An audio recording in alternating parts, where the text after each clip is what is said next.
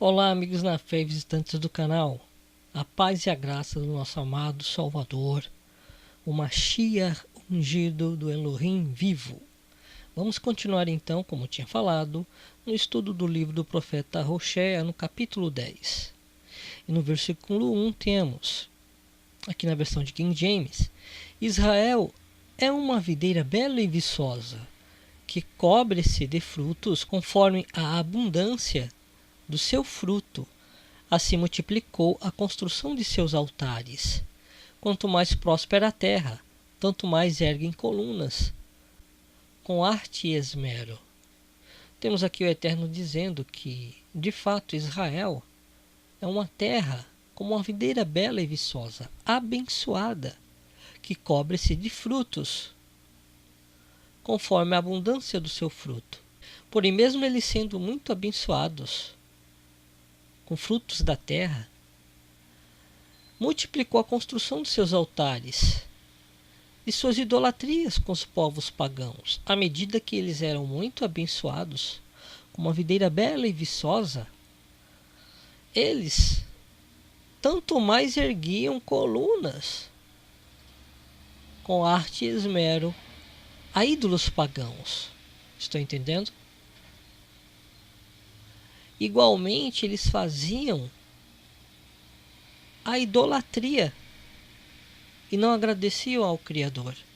E no versículo 2 temos: eis que o coração desse povo foi seduzido e dividido, e agora deve carregar sua culpa. Elohim demolirá os seus altares idólatras e arrasará suas colunas sagradas.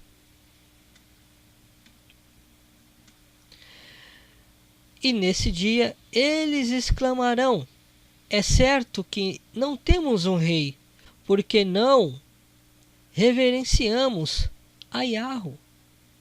No entanto, ainda que tivéssemos um rei, o que ele de fato poderia fazer por nós?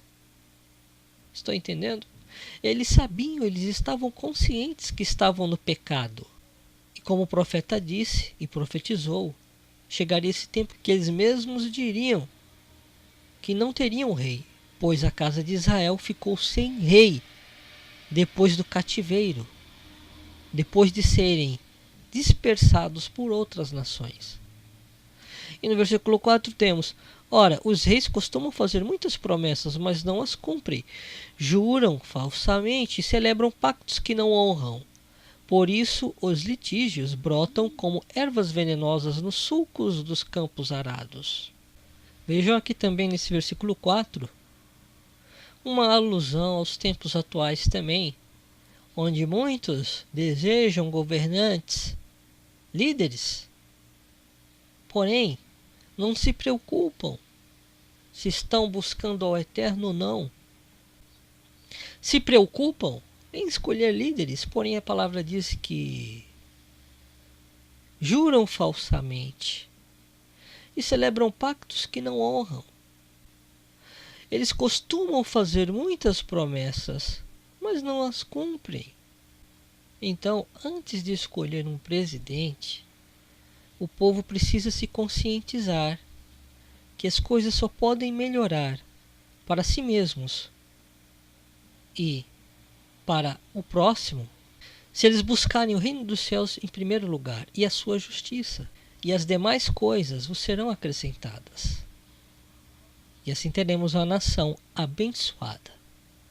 Porém não pensam nisso. E devido a isto, os litígios brotam como ervas venenosas nos sulcos dos campos arados. Aqui temos uma explicação melhor de litígios, como juízos, ou causas para juízos. Aqui na versão de João Ferreira de Almeida, falam palavras vãs jurando falsamente, fazendo aliança, por isso brota o juízo, como erva venenosa, nos sulcos dos campos. Aqui temos realmente os juízos, como erva venenosa, atrapalhando aí as colheitas nos campos. E no versículo 5 temos: o povo que vive em Samaria teme o ídolo em forma de bezerro, de Bet-Aven, casa da impiedade. Eis que sua gente lamentará por ele, como também todos os sacerdotes idólatras, que muito se alegravam ao contemplar o seu esplendor. E haverá ser extirpado deles e levado para o cativeiro. Isso porque os reis de impérios ou nações pagãs tinham o costume de assumir os ídolos das nações que eles julgavam e destruíam. Eles herdavam e traziam restaurado os ídolos pagãos deles para o seu império e seu reinado. Os ídolos das nações destruídas, ou impérios destruídos. Assim aconteceu com Roma, o Império Romano, que absorveu todos os ídolos do Império Grego, ou do panteão grego. E no versículo 6 temos: sim, até mesmo este ídolo será levado para a Síria como um presente para agraciar o grande imperador.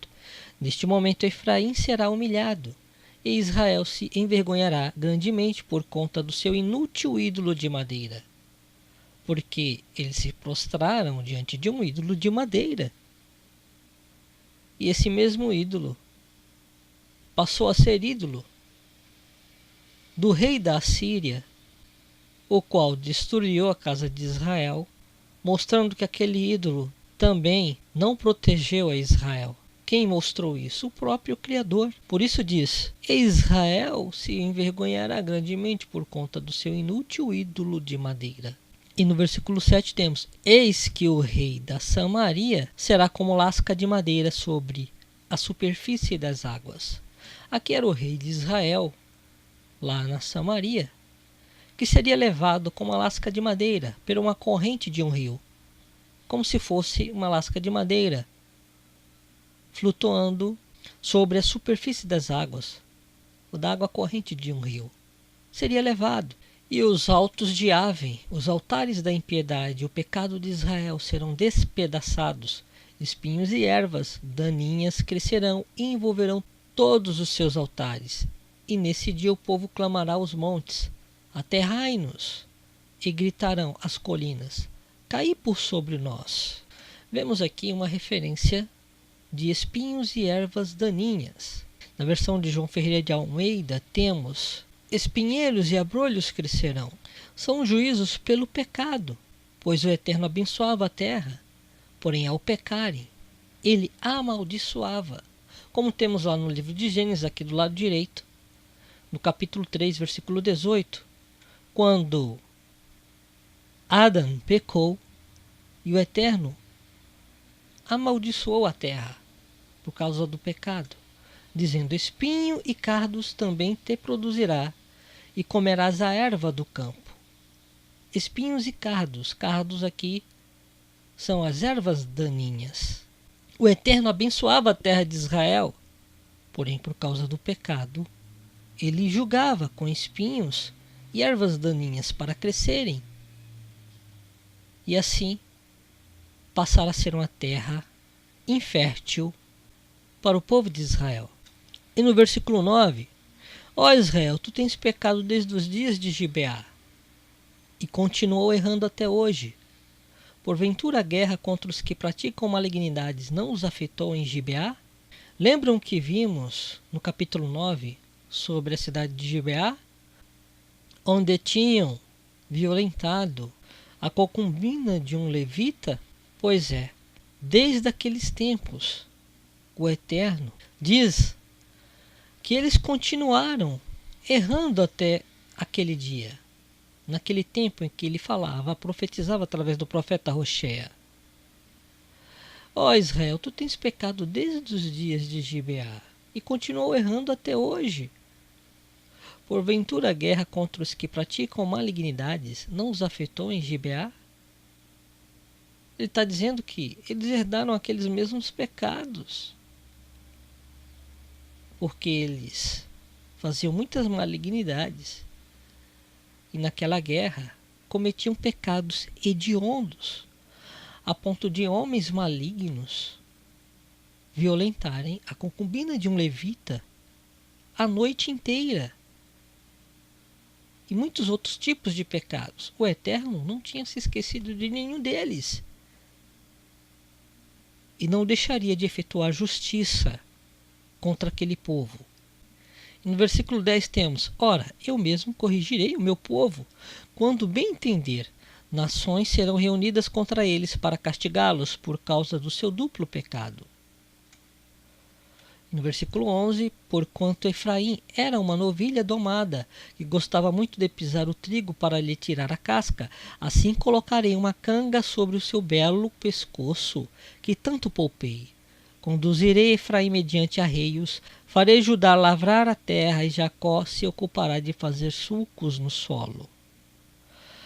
Aqui temos também o Eterno lembrando a casa de Israel como uma novilha, uma bezerra, aqui neste caso domada, que antes era rebelde, mas domada aqui, porque o Eterno julgaria Israel com o povo pagão, destruindo eles e levando em cativeiro, como escravos. E promete também que Judá, o reino do sul, lavraria a terra para que ela pudesse prosperar novamente. Porém, será que deram ouvidos? E no versículo 12 temos: semeai justiça para vós, colhei conforme o Hesed, amor misericordioso. Lavrai o campo virgem, porque agora é a hora de buscar a Yahweh, até que ele venha e faça chover sobre todos vós a chuva, tzedek, justiça e salvação. Aqui temos o termo Yahweh tzedek. O Eterno, o Eu Sou, é a minha justiça e salvação, porque aqui ele promete que abençoaria a terra de Israel novamente, se eles a lavrassem. E assim, com isso, enviaria chuva, como está aqui, até que ele venha e faça chover sobre vós, sobre todos vós a chuva, neste caso de justiça e salvação.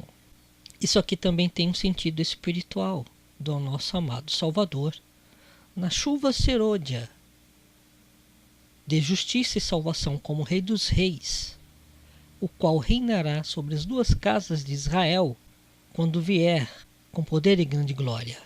A chuva serôdia iniciará antes com um avivamento, porém será derramada em sua plenitude com a vinda dele sobre toda a terra. Estão entendendo agora o contexto aqui? Já para o reino milenial.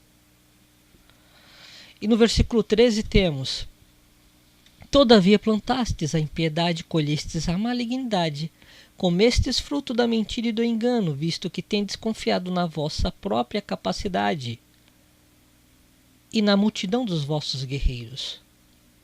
E aqui temos o retrato da época histórica de quando isso ocorreu, que Israel não plantou como ele determinou. Por isso que aquela promessa será para o reino milenial. Mas o que eles fizeram naquele tempo? Todavia plantastes a impiedade, colhestes a malignidade, comestes o fruto da mentira e do engano, visto que tendes confiado na vossa própria capacidade e na multidão dos vossos guerreiros. Eles colheram o que eles plantaram. Plantaram fruto de mentira e de engano. E só colheram prejuízos, maldição para o povo. E no versículo 14 temos: portanto, entre o vosso povo se erguerá o fragor e o alvoroço das batalhas, e no momento todas as vossas fortalezas serão aniquiladas. Como o imperador Salmã, adorador do fogo, arrasou Bet-Arbel, casa da emboscada de Elohim, no dia da grande carnificina, quando mães foram estraçalhadas junto com seus filhos pequenos. Aqui temos um fato que tinha ocorrido, onde esse imperador Salmã, que significa adorador do fogo, rei da Síria, tinha destruído no dia da grande carnificina, porque foi um dia de peleja onde mães foram estraçalhadas junto com seus filhos. Foi um outro tirano da Assíria, lembrando que a Assíria passou por vários reis carrascos e impiedosos. E como já tinha ocorrido, o Eterno prometia aqui que isso ocorreria novamente. com a casa de Israel. E no versículo 15 temos: assim vos sucederá, ó Betel, casa de Elohim, porquanto a vossa impiedade é enorme. Quando amanhecer aquele dia, o rei de Israel será absolutamente devastado, destruído, tanto o rei como a casa de Israel. Aqui temos uma nota que, quando amanhecer aquele dia, quando iniciasse, o rei de Israel, naquele momento, naquela época, ele já tinha sido totalmente destruído ou devastado. Quando iniciasse o dia, que dia? O dia dessa batalha, dessa impiedade, dessa carnificina, como ele prometeu aqui no versículo 14.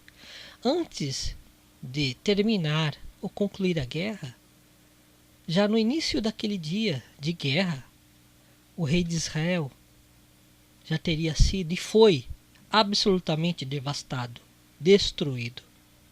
Já tinha perdido a guerra.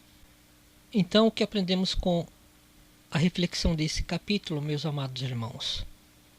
Que o pecado, ele leva a pessoa a se afastar do eterno Criador, consequentemente ganhando juízos para si, estando debaixo de maldição, porque o salário do pecado é a morte, mas o dom gratuito do Eterno é a vida eterna, o qual temos através do nosso amado Salvador, para que todos aqueles que nele creiam tenham a vida eterna. Então, se afastando dele, do Salvador, do Eterno, teremos maldição em vez de bênçãos. Isto que este capítulo nos revela. Então, que o Eterno, Yahu Tsevaot, o Eterno dos Exércitos, nos abençoe em tudo no nome de Yahushua HaMashiach, o Rei dos Reis, que em breve virá. E que a paz esteja com todos. E até o próximo estudo no capítulo 11 do livro de Oséias.